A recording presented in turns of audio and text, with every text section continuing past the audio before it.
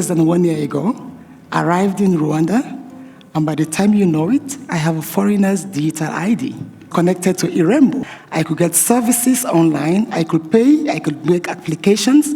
Most importantly, I can get information on government online, all from my mobile phone. I'm here in a week or two, I'm feeling like a Rwandan. That is the importance of digital public infrastructure and digital public goods. So much of this for UNDP is about figuring out the models between private and public sector and what that partnership looks like.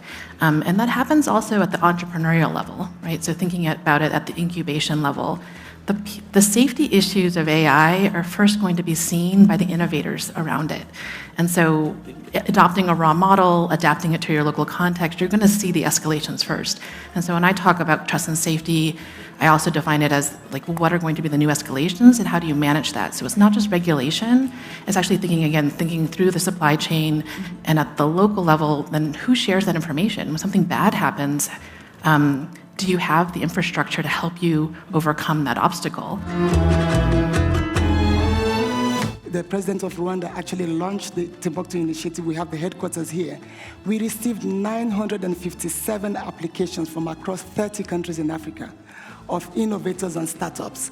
And we've just taken a little bit of a drop of them, 40 of them that we're doing incubation, acceleration, and moving this. What Timbuktu really seeks to do is create a theory of change in the innovation ecosystem by harnessing together a multi-stakeholder platform where entrepreneurs come together, capital comes together, policy and regulatory bodies, governments, that is, come together.